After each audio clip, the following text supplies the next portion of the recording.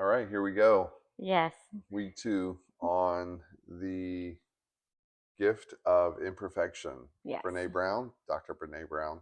Hmm. Um, really liked Daring Greatly and led us to conversations about just spending the summer doing some of these books. And this is a natural segue last week. And you've been talking a lot in our video shorts about authenticity. So Yes. that's kind of pillar one. We're talking about that. So let's jump into our guidepost, I should say. Yes. I keep Guideposts. saying pillar one. I don't know why. It's guideposts, not It is pillars. guideposts. So So pillar two and three, we're going to try to talk about that tonight yeah, or we're gonna whatever kind of time you're watching this, and right. then jump into it. Yes, for sure. So a few things. One, there's a couple just kind of this quote that really hit me Hmm. is that you can't hate yourself into healing, and you can't numb yourself into peace. Yeah, So, and that kind of leads us into the first guidepost, which is self compassion. I love that you can't hate yourself into healing. It's not something that you can force to happen in a negative way. right. But it's the guidepost is dealing with the perfectionism Yes. and the counterbalance of the proper way to attack that is through like compassion, so Compassion. self compassion, Hmm. especially.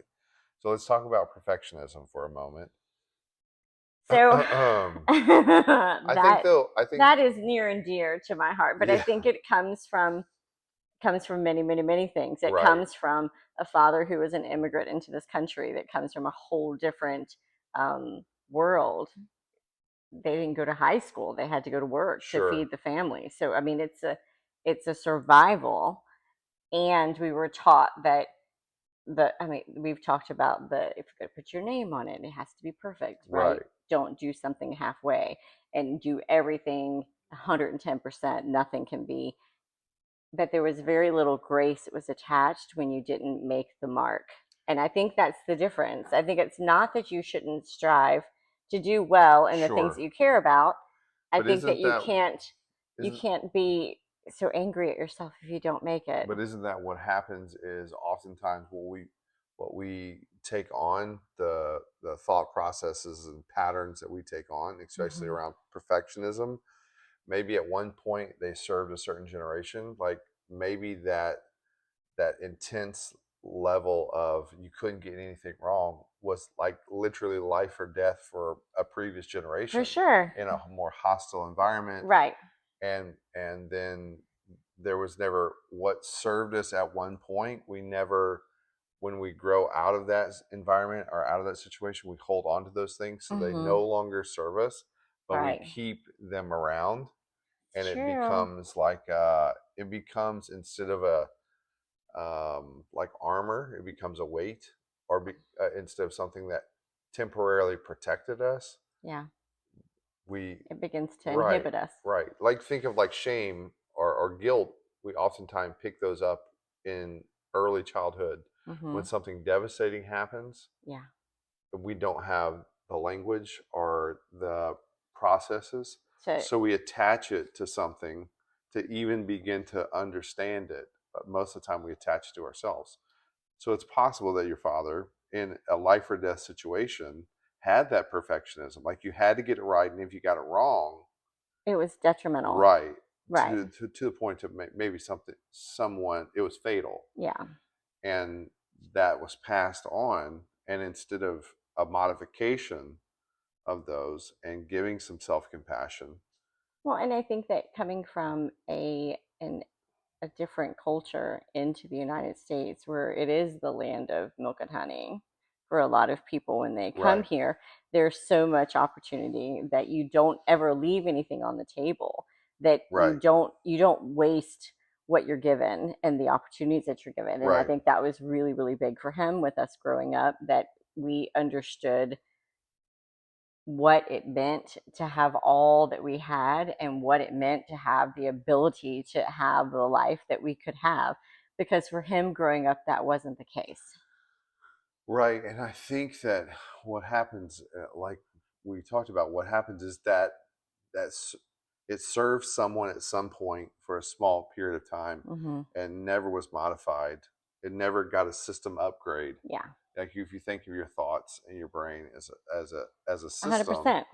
as a computer system, it never got the proper upgrade. Right. So it's running on an old system. So it's Mm-hmm. crashing out constantly. And Constant. I like what Dr. Brown says about perfectionism.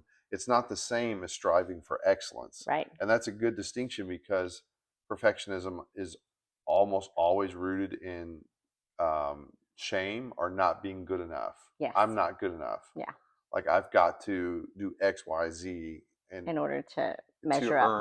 earn being Mm-hmm. loved, to earn being liked, to earn deserving a friend or deserving a partner or whatever that is. And we move away from loving ourselves and growing into we have to meet the demand.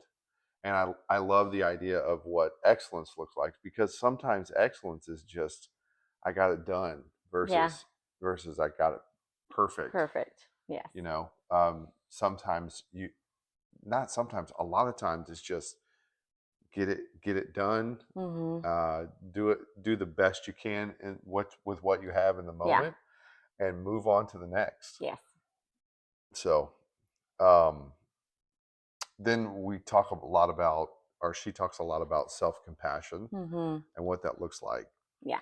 One of So the things that I loved on the self compassion was this quote that's in the book. It says, "A moment of self compassion can change your entire day, and a string of such moments can change the course of your life." isn't that crazy how little compassion we give to ourselves though? And we have it Yeah. in our notes, but it is we've talked about this several times, but even the way we talk to ourselves, we would not speak to anyone else Yeah. like that. I was rehashing like an internal dialogue with somebody the other day, and I Mm-hmm. said something, um, and I was just trying to be funny in a self-deprecating way. I'm good at that, just to kind of diffuse and but that's a mechanism. That's a coping mechanism to It is. make people feel comfortable. Like I can be the butt of the joke, Mm-hmm. and there is a skill to that. There is a certain point that it can be useful to a point, but most of the time it's not because you take it too far. And I said something. I repeated something that was internal, Mm-hmm. an internal dialogue. I said out loud, and they just were kind of like, "I didn't say that. That's not what I meant." And I was like, yeah, but that's what I heard. Yeah. That's just to be Yeah. funny, but it wasn't, it was truth in it. There's truth in it. Yeah. So there is something about being compassionate with yourself. And we're so lacking that self compassion that if we would just start this simple, if you don't do anything else, change the way, like speak to yourself like you would want someone to speak to your child, Mm-hmm. not when you're frustrated or angry, or speak to your best friend. You wouldn't Right. speak to your best friend You like that wouldn't. You wouldn't. if they were struggling or going through a situation or couldn't complete a task, or maybe they were struggling with their weight or they were struggling with a relationship issue. Yeah. You wouldn't be like, "Hey, dummy." What is wrong with you? Why can't you get it together? Like, we're better than this. You know you're better than this. This isn't how And we I'm do not things. telling on anybody, but I have literally heard, like, I'm listening in another room, like, who are you talking to right now? and Myself and walk sometimes. in and walk in. I'm like, oh my god.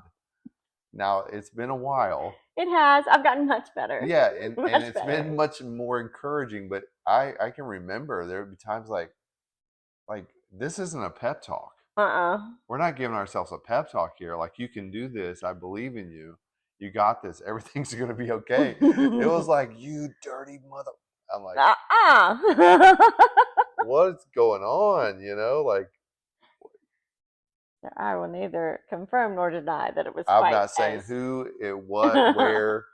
so Somewhere between the far reaches of the east and far reaches of the of the West. west, and those who will remain unnamed. That's right. So she does talk about this in the book that Dr. Kristen Neff is a researcher, Yeah, University of Texas at Austin. She runs the Self Compassion Research Lab, and she talks what about a great lab. I right. would love to be, if there's anybody out there that's that we looking could for just an visit. LPC that's coming out of college at grad school in the spring, Hmm.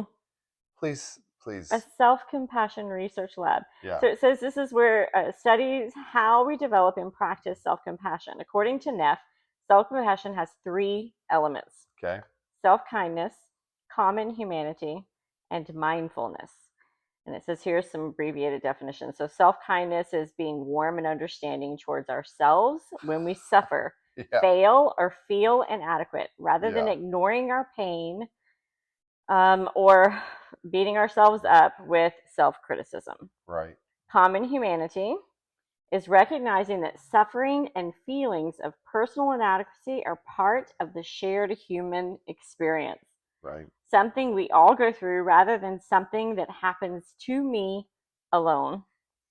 And then mindfulness, taking a balanced approach to negative emotions so that feelings are neither suppressed nor exaggerated. So that far east and west, right? right, We cannot ignore our pain and feel compassion for it at the same time. Mindfulness requires that we are not overly identify with thoughts and feelings so that we are caught up and swept excuse me. away by negativity. I love the mindfulness piece Mm-hmm. because it really does speak to a practice that's needful for this part of being more acceptance Mm-hmm. or having more acceptance, self acceptance, and more self compassion. Mindfulness is really the ability to not attach ourselves to the feeling and allow the feeling to come and become a neutral observer. Right. We had something happen within the last 24 hours and just stopped and said, okay, we're not going to participate in this emotionally. Yeah. We're not going to get wrapped up in this. Yes, it's disappointing or upsetting. And it can be a host of things. It can be the Right. smallest of things. When you really take some mindfulness steps, it allows you to kind of become like a witness rather than a participant. Right. For So you're sure. like you're watching the movie of yourself Yes. and like, okay, Matt, don't go down this rabbit Right. hole, It's not gonna Don't, serve you well. yeah, Yeah. don't do it. Yeah. Don't engage Mm-hmm. with this because it's not going to turn out well. It's like Mm-hmm. Brer Rabbit, in getting all tangled up in the Tar Baby, the For old sure. Southern tale, and that's often what we do is we get we run fully because we want to make it better. We want to do it, and or we're driven by like it's got to be right. Frustration, anger. Yes. It's got to be perfect, Gotta fix it. and we get sucked in so quick, and then all of a sudden, Well, you think about, I mean, we do meditate and have prayer time, quiet time that we right? try to quiet our mind. But I think that this is almost a different way to look at the mindfulness that we hadn't really um, defined it before, I guess, really for myself when it comes to self compassion Yeah, and looking at it from that vantage point, from that point of view, is that when you're sitting and you're being quiet, you're trying to quiet your mind. And we talk a lot about when we first started learning how to have some real still moments where it's just quiet, there's no music, right. there's no noise, you're just sitting still and being still, that you allow your emotions and your thoughts to pass like clouds. Yeah, You see them, you allow them to be, and you just allow them to move through. I guess I've never really thought about that in this context. context of when Yeah, it comes to mindfulness, when it comes to your emotions and self compassion, that you're not doing where you're over identifying or you're right, over criticizing or you're ignoring completely, but you're doing the same thing. right. No, for You're sure. allowing those clouds to pass by and acknowledging that, yep, you're nodding and saying, yes, that's real. And I feel that. And it's valid for whatever reason. And I'm going to allow it to pass through and Yeah. allow yourself not to get completely wrapped up. And I pulled up some notes that are kind of completely wasn't planned on at all making reference to it, but there is something about that. There's a spiritual practice because Dr. Brown talks about what is the number one thing that makes people resilient when they Mm-hmm. encounter trauma or loss, Yes. whatever that might be. And the number one, and they use the word bouncy, makes people the ability to The bounce bounce back. back, Yeah. is spirituality. Mm-hmm. And it goes to that practice of awareness. Like, It does. and Father Richard Rohr, sorry, we've been We've working been working a crazy lot. out. It's okay. But he talks teaches a lot about moving past dualistic thinking, religious Mm-hmm. dualistic thinking, where everything's right, wrong, them versus us, Yes. the secular versus sacred, saved versus lost, good people versus bad people. It's not that this is a natural way for us to categorize, to Mm-hmm. keep ourselves safe. Our brain automatically Yes. does this. And so when it comes to spirituality, we do this. But what happens is if we can move into like non-dualistic thinking, Mm-hmm. we're not denying truth or that things are saying everything's relevant. What we're saying in that spirituality is that we see things through the eyes of compassion. Mm. We see them as through the eyes of God's love. And I love this. God's love is bigger than our categories. And that is a really healthy way of spiritual mindfulness. If we Mm-hmm. can connect the two, like mindfulness can be a spiritual practice, For and sure. it should be rooted not in dualistic, like, well, they're bad and I'm good, or they're wrong and I'm right. If you take that road all the time, you're literally saying you know the end from the beginning, and you don't. You don't know. We all think that we're the hero in our story, and they're the villain. Mm. And sometimes it's not the I used to case. say to you all the time that I felt like in my life I was always the an extra, Yeah. and that I deserved to be the main character of my own story. But I've never thought about whether or not I saw myself as a hero or a villain. I just kind of always saw myself as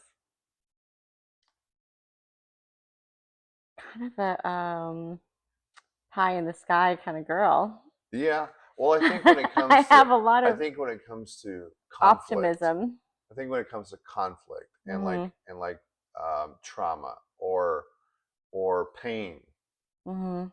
we have to categorize, or our brain attempts to categorize good and evil. And especially if it's another person or situation, we often are like, I'm right, Very they're true. wrong. If I feel I'm that someone is trying to get over on me, sure you are the hero. You are going to burn I it can become down. a whole Yeah. different person. So I understand what you're saying for sure, and that's a good practice that you like. I'm just this is life, and I'm observing it. Mhm. But you do have a switch. You do I have a do. switch, and that's where the work is. That's where the work Mhm. is. It's for everybody. Where the our greatest strength is often where we need to do the most work as well, For sure. because we're strong in those areas because we're overcompensating. Mhm. So, when we feel like, hey, I'm being taken advantage of, so I'm really like vigilant. I become this like crusader for truth and justice. Yeah. Well, do I carry that out in every single area of my life? And if I'm not, am I really being honest and transparent? And then does that lead to other problems and situations? So the more mindful that we can become, the more spiritual we can become, is that I'm not attached to the outcome, because the outcome is not up to me. Mm. My God, I don't know how we're going all this. We are. We are going into It's some deep okay though. some deep places. But I It's think okay. that spirituality and what they talked about, resilience and being It's able to bounce beautiful. back, It is is. is the ability to embrace that Mhm. I don't have to be perfect. Right. I don't have to have all the answers. Right. I don't have to have it all figured out. With the loss of Jordan, if I had not, I feel like if I had, and don't get me wrong, I was angry with God. I Yeah. was angry with God that Jordan Oh, died for sure. absolutely. But Sure. I think Yes. without having faith and being able to be in a place spiritually where I could say, okay, I don't know why, but I trust that the reason and the plan is bigger than me. And I think that we get so tied up in if we have faith or we have spirituality, that we have answers. No, That's not, and I love it's not Dr. the same Brown's. thing. Dr. Brown is literally saying, some people that identify with faith is like their church is out at their favorite fishing hole or at their favorite campsite. Yep. That's their church. We've definitely had some very spiritual moments on the For top of some sure. mountains a and 100%. at some beautiful sunrises. And the definition they give is spirituality is just the recognition and the celebration that we are connected with each other, and we are all connected to a higher power that's greater than ourselves, and it should ground us in love and compassion. And that brings us back again to moving beyond dualistic thinking into spirituality and go, God is bigger than my categories. Yeah. God is, if God is what God is, then it's much bigger than my religious expression or how I would try to put it in a box and make it neat and tidy.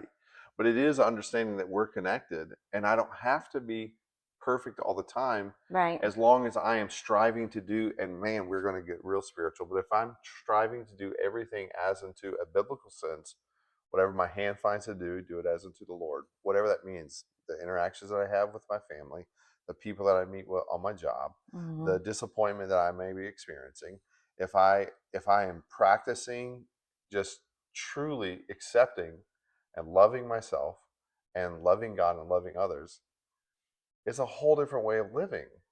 It That is. I move beyond dualistic, I move beyond perfectionism, I move beyond the need to perform out of shame and guilt, and I move into compassion and love. That's a complete. I remember we were coached, and someone told me we were there. We were talking about just what had come through and lost, and we weren't really talking about your story at that time.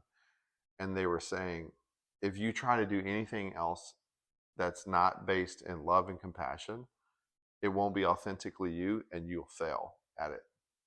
And I've never forgotten that. And it came from a weird source that wasn't, like, didn't Yeah, trust a lot of I other remember things. this. Yeah, I you're remember you're this you're now. having a moment I of am. like, oh I my God. am. But it truly comes back to this conversation we're It having does. right now. We were supposed to do this for like 5 minutes. We were 10, and it's okay. So we Man, always go there's a little something longer than locked up, and it's coming out, I it guess. is. Who It knows? is. But It is. I do love the idea that the conversation that she's having, especially with spirituality, especially with, let's talk about what that spirituality does. So Yes. it cultivates three things, So cultivating hope, right? practicing critical awareness, and letting go of numbing and taking the edge off of vulnerability, Again, discomfort, and right. pain. I love, and it's tying into like Father It Richard's does. teachings about that being open, that spiritual being at, like a oneness, um, But and not running from pain. how, I think the order of them, there's some merit in it. Because first and foremost, you have to cultivate the hope. You have So to do we want find to the talk about thing that? that you're going to hold on to. So hope um, is not a strategy. It has to be a practice. It has to be. We can't just say, "Well, I hope."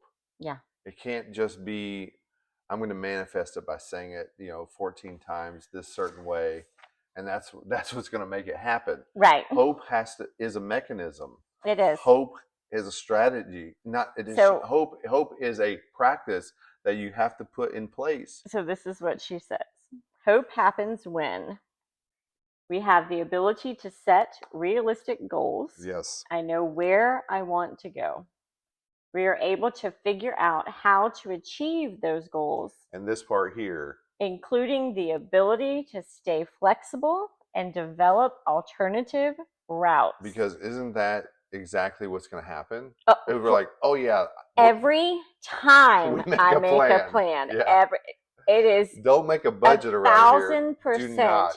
If I make a plan and I say, okay, This is 3 months, XYZ, this is what we've got to do. It will happen that within 48 something to will happen. 72 hours. Something will Yeah. happen that it's going to kick for things sure. completely So different. So hope doesn't say, well, it didn't work it out. didn't work out. Hope I says say, we find okay, another way. we're going to pivot a Yeah. little and figure it out. So it says, I know how to get there and I am persistent and I can tolerate disappointment and try again. And I feel like it should be and again and again Sure, and again. for sure. And then we believe in ourselves that I can do this. Like these are the three things that make hope a reality. Building resilience is a resistance to hopelessness. Mm-hmm. Quote that.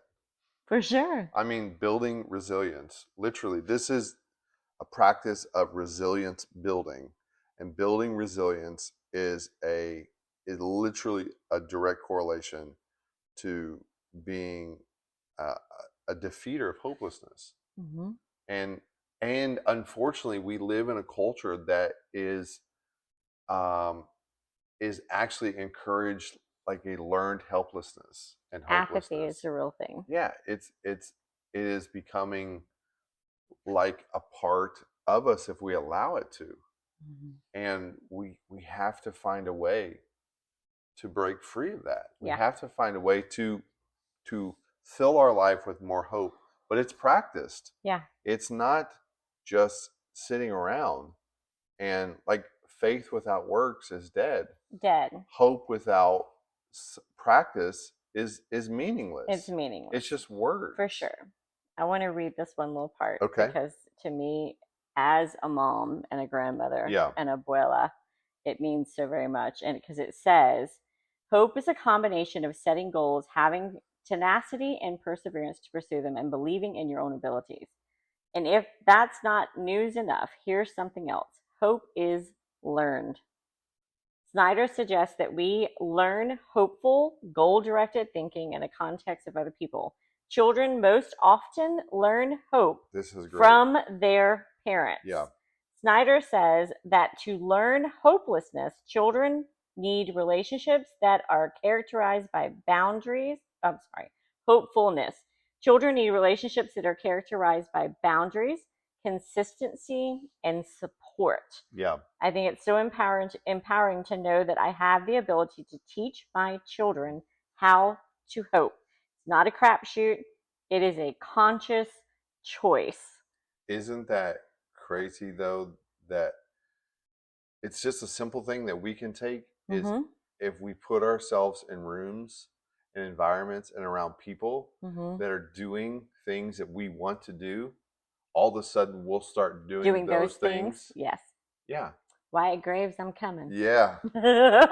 No, it truly is. And we've been practicing that lately of like, okay, these are intentional things that we want to do. Yes.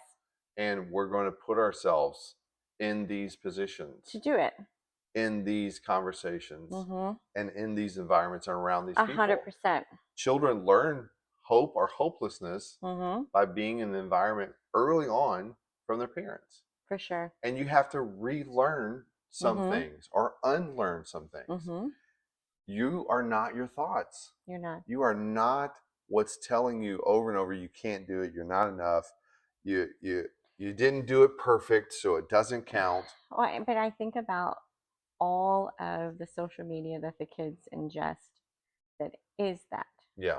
If you're not the right size, if you're not the right weight, if you're not the right height, if you're not smart enough, if you're not the right, don't have the right amount of money, if you don't have an in-ground pool, if you don't have, then you don't measure up. You didn't make the mark. Right. Because it's such a materialistic, goal-driven thing of how you look and what you have. And so that breaks my heart for the kiddos. In the same regard, I can say that when our 14-year-old decided at the last minute that she's tenacious, let's just give her that, tenacious. The kid is afraid of nothing. Right. When she decided 2 nights before the 4-H club was going to have their run for presidency, that she was going to be president of the 4-H club, and had never been in it. And I was like, wait. Face, I was like, what are we fixing I was like, wait, about? what? And she said, yeah, I need to write a speech. Can you help me write a speech? So I'm helping her write a speech. And she says, oh, wait, you've written 2 journals. that's a flex. I can put that in there because you make me smarter. And you and dad are both in school. And it was the first time I had heard her verbally say, I see what you're doing. Yeah. And it makes it a flex for me because I can put it in my speech because Right. I have people in my world that are doing amazing things. Yeah. And that was so cool to hear because a lot of times I don't think we realize how much they are gleaning from our life. It's not what's taught, it's what's caught. For And sure. we love to think it's, because I said so, but it's No, because I do so.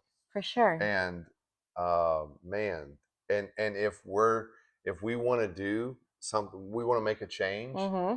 go to the gym. Oh, Go to the gym. Go to the for sure. gym. Get a gym membership and go. Mm-hmm. And go for 5 minutes. Start there because you'll